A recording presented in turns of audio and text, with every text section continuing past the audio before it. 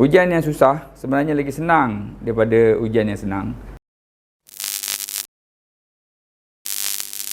Bismillahirrahmanirrahim. Assalamualaikum. Kita jumpa lagi tuan-tuan puan dalam siri video Minda Akhirat. Saya harap sehingga kini banyaklah yang tuan-tuan dah follow. Seperti yang saya katakan, program Minda Akhirat ni kena follow daripada video yang pertama sehingga kini insyaAllah tuan-tuan dan puan akan mendapat gambaran keseluruhan tentang apa yang cuba saya sampaikan ini, insyaAllah. Dengan harapan penghujung video ini tuan-tuan dan puan nanti akan mendapat pandangan Minda Akhirat punya mata hati yang tajam untuk memahami kehidupan sebagai seorang Melayu Islam di negara kita Malaysia yang tercinta ini. So hari ni kita nak cerita siapa? Saya dah dah sampai dah dekat hujung-hujung rancangan sebenarnya kan. Sekarang ni dah banyak cerita tentang perbezaan antara minda dunia dengan minda akhirat. So hari ni kita nak cerita pasal apa? Tentang zon positif atau zon negatif, iaitu bila dilanda masalah atau dilanda dengan dugaan, diuji dengan bencana, sama ada bencana diri ataupun bencana alam dan sebagainya, apakah yang kita lakukan. Kalau kita buat perbandingan antara orang yang berminda dunia dengan orang yang berminda akhirat, itu perbezaan dia. Baiklah, kita cerita tentang orang yang berminda dunia tu. Orang yang berminda dunia bila diuji dengan negatif, diuji dengan input negatif, diuji dengan bencana, kena buang kerja ataupun kena banjir dan sebagainya kan, dia akan keluarkan output yang negatif juga. Diuji dengan kesusahan, diuji dengan kemiskinan, dia akan jadi kufur.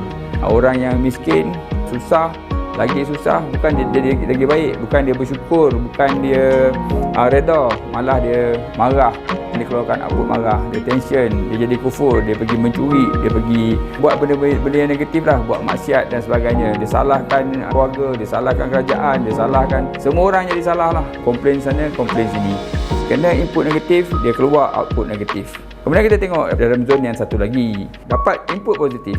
Ni orang dunia ni, orang berminda dunia, dapat benda positif, dia dapat kekayaan, kaya, Allah bagi dia kaya, semua benda ada kan.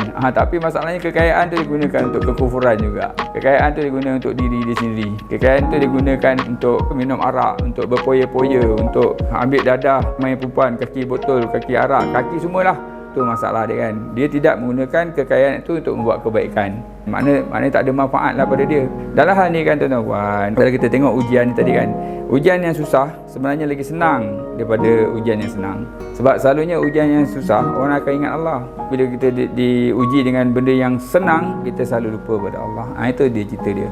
Sebenarnya tak kisahlah kita dalam keadaan kita diuji dengan susah, kita ingat Allah. Bila diuji dengan senang pun kita ingat Allah. Itu cerita dia. So dalam hal ni kan, kalau kita tengok orang-orang yang berminda akhirat, mereka yang berminda akhirat, walaupun rumah dia dihanyutkan banjir kan, walaupun kerja dia tak ada kerja, walaupun datang dugaan yang begitu berat, tetapi kan dianggap ringan je. Dia reda pada Allah. Dia kata apa? Dia kata takkanlah dalam hidup ni kita boleh terima nikmat Allah je kan. Dugaan Allah tak boleh terima pula. Takkanlah dalam hidup ni kita nak hidup je kan, takkan tak nak mati. Sebenarnya macam tu lah tuan-tuan dan puan kan. Ada hidup, ada mati, ada susah, ada senang. Apa yang penting ialah kan, walaupun kita susah, kita redha pada Allah. Sebab semua yang berlaku tu adalah susunan Allah. Ada sebab dia jadi satu dugaan kepada kita, kifarah kepada kita, penebus dosa lah. Kita manusia tuan-tuan dan puan, kita dapat lari daripada dosa dan noda daripada kita kecil lahir sejak kita akil balik kan. Kita banyak buat dosa kan, dosa mulut, dosa mata, dosa telinga, dosa tangan dan sebagainya kan. Jadi kita anggaplah ini sebagai kifarah. Kita anggap ini adalah satu dugaan yang dapat menebus dosa-dosa kita yang lalu. Kemudian kita ambil yang, kalau kita ambil yang zon negatif positif tu kan, kita ambil yang paling iktibar yang paling baik Rasulullah lah. Sebab Rasulullah bersifat hamba mah. Rasulullah bersifat hamba tetap positif walaupun susah. Kalau kita ambil contoh Nabi Ayub, jangan cakap lah daripada sakit tu kan, sakit sampai harta dia habis, sampai isteri dia tinggalkan dia, anak-anak dia tinggalkan dia kan, sampai last dia tinggal lidah dengan hati je kan, baru dia minta tolong dengan Allah Ta'ala. Kenapa? Dia kata selama ni kan Allah dah bagi senang daripada dia. Dia bersyukur selama ni senang kan, takkanlah 80 tahun senang, baru 2 tahun susah dah menangis, dah hijau, betul tak? Sama juga kalau kita ambil sunnah Nabi Isa ke alaihissalam kan, semua sama. Dia penjara kan, tapi bersyukur pada Allah Ta'ala. Itu cerita dia kan. Yang kita pula kan, baru kena duga sikit kan, baru kena kurang gaji sikit pun kita dah tension, marah majikan, marah sana, marah sini. Kena ada sifat redha, kena ada sifat syukur dengan dugaan Allah Ta'ala tu. Kemudian Zon positif. Orang yang berminda akhirat, tuan-tuan puan, dia akan positif. Bila diberi kekayaan, dia akan gunakan kekayaan itu untuk tolong orang lain, bermanfaat pada orang lain. Dia akan bersedekah, infak, zakat, semua sekali dia buat kan. Dia akan gunakan harta itu ke jalan Allah. Contoh yang terbaik, Nabi Sulaiman lah, betul tak? Nabi yang paling kaya, manusia paling kaya di dunia ini. Tapi apa dia buat? Adakah dia sibuk-sibuk nak beli Ferrari pula dah? Adakah dia sibuk nak beli Lamborghini dan sebagainya kan? Tak, tuan-tuan, dia sibuk untuk membantu tu, untuk menyampaikan syariat Islam menggunakan kekuatan yang dia ada. Kalau kita ambil yang lain pun sama juga. Kita ambil Abu Bakar. Abu Bakar sedih kaya, sahabat Rasulullah, kaya. Tapi dia gunakan kekayaan tu untuk membantu orang Islam.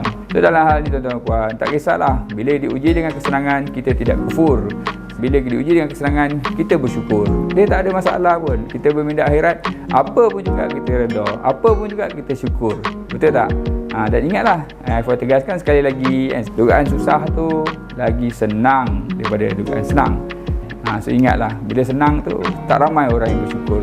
So jadikanlah kita dalam golongan yang segelintir, golongan yang sikit, iaitu bila senang kita sentiasa bersyukur kepada Allah SWT. Kita jumpa lagi, tuan-tuan puan, dalam episod yang akan datang. Assalamualaikum, bye.